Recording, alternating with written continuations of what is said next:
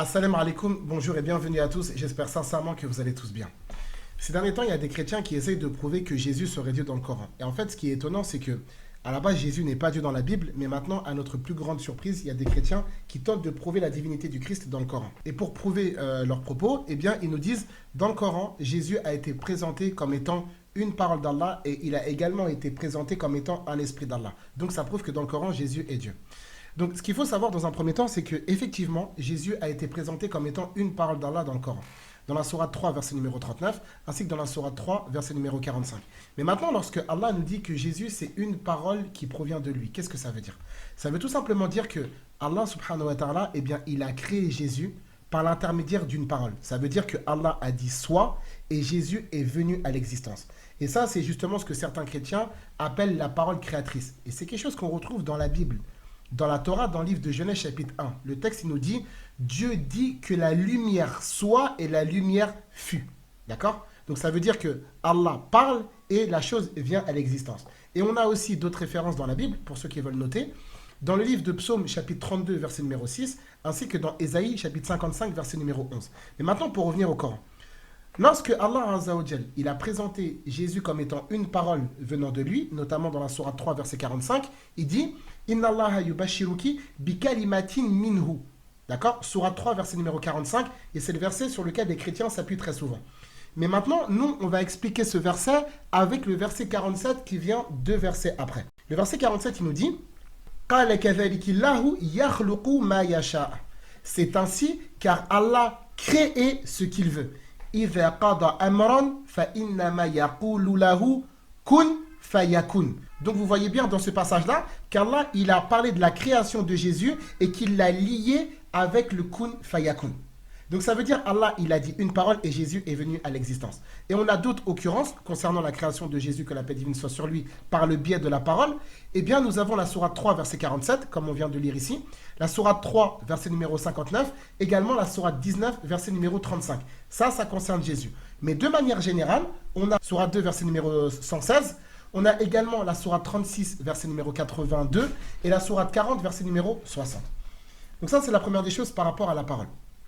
La deuxième des choses, c'est que dans le verset numéro 45, que les chrétiens ont cité, qui prouve que Jésus est une parole, nous disons d'accord, mais sauf qu'on va lire le verset juste après le verset 46. Jésus, que la paix divine soit sur lui, parmi les miracles, et ça fait partie du premier ici, le fait que Jésus va parler au berceau. Donc les chrétiens disent que Jésus est une parole, oui, mais cette parole parle selon vous. Regardez ici. La première parole que Jésus a prononcée, c'est quoi? Sourate 19, verset numéro 30. Donc la première parole de Jésus, que la paix divine soit sur lui, c'est « Je suis le serviteur d'Allah ». Donc ça veut dire qu'on ne pourra jamais utiliser Sourate 3, verset numéro 45 et la suite pour prouver que Jésus est divin. Ça, c'est la première des choses. Deuxième des choses. Lorsqu'on dit que Jésus, c'est un esprit qui vient d'Allah, dans la Sourate 4, verset numéro 171. Ce que je vous propose de faire, c'est d'étudier le verset dans son intégralité. Lorsqu'Allah dit aux gens du livre, ça peut s'agir des chrétiens, ça peut aussi concerner les juifs, ou ça peut être les deux en même temps.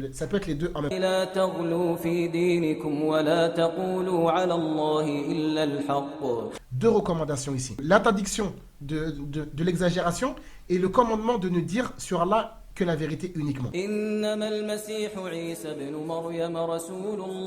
Ici, Allah a dit « Innama », c'est une particule de restriction dans la langue arabe. C'est-à-dire que Jésus, ça n'est qu'un messager, ni plus ni moins. C'est-à-dire que Jésus, ce n'est pas une divinité, il ne fait pas partie de la Trinité, etc. Donc là, ici, Allah, il explique que Jésus, c'est une parole qu'il a envoyée à Marie.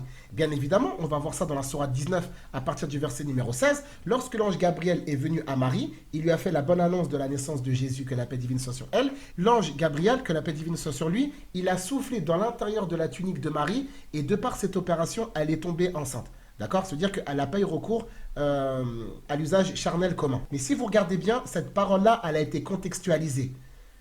Aux gens du livre, n'exagérez pas dans votre religion. Ne dites sur Allah que la vérité.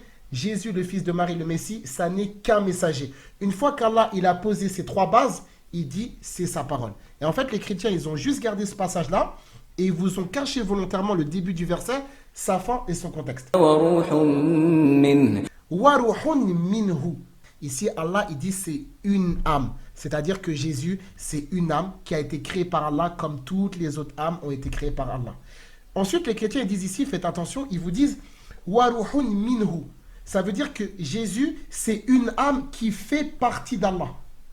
Ça, c'est l'interprétation des chrétiens qui est fausse et erronée, bien évidemment. Mais en réalité, le verset, il ne faut pas le traduire comme ça. Parce que quand Allah dit Wa ruhun minhu, ça veut dire que c'est une âme qui provient de lui. Ça ne veut pas dire que c'est une âme qui fait partie d'Allah, dans le sens où Jésus, que la paix divine soit sur lui, serait uni avec Allah dans son essence. Ta'ala Allah Azza wa Jal, amma yaquluna uluwan kabira. Parce que dans la sourate 45, verset numéro 13, Allah, qu'est-ce qu'il dit? Il dit Wa sakhara lakum ma fil ardi jami'an minhu. Ici, là, il y a le même mot que dans la sourate 471.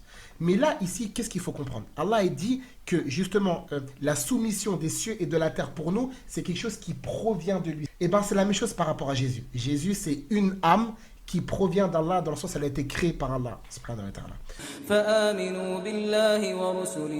Donc, croyez en Jésus comme un messager, ni plus ni moins, et croyez également que Mohammed est le messager d'Allah qui a été envoyé à vous. Pourquoi? Parce que dans le verset 70, qui est un verset juste avant, Allah subhanahu wa ta'ala, il demande aux gens de croire au prophète Mohammed alayhi salatu wassalam. Allah il dit, et ne dites pas trois, la Trinité. Jésus, que la paix divine soit sur lui, il ne fait pas partie de la Trinité. Allah est unique, il ne fait jamais partie de la Trinité. Et c'est potentiellement le seul verset dans tout le Coran où Allah dit intahu comme ça ici. Allah il n'est pas deux, Allah il n'est pas trois.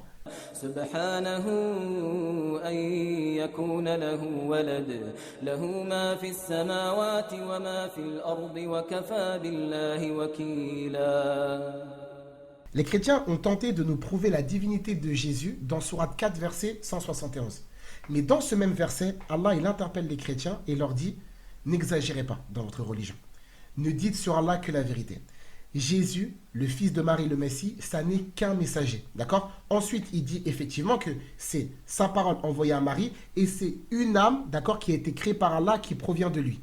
Ensuite, Allah il dit « Croyez donc en Allah et en ses messagers. » Sous-entendu, croyez en Jésus en tant que messager et croyez aussi au prophète Mohammed alayhi salatu wassalam, c'est le verset qui vient juste avant. Ensuite, Allah, il interdit la Trinité. D'accord? Il leur demande d'arrêter. Ça veut dire, Allah, il leur a déjà dit, n'exagérez pas, et juste après, dans le même verset, il leur dit, arrêtez. Et encore après, Allah, il réfute le fait qu'il ait un enfant. Mais comment, subhanallah, comment les gens peuvent utiliser ce verset pour prouver que Jésus est Dieu? Parce qu'il y a encore un verset après.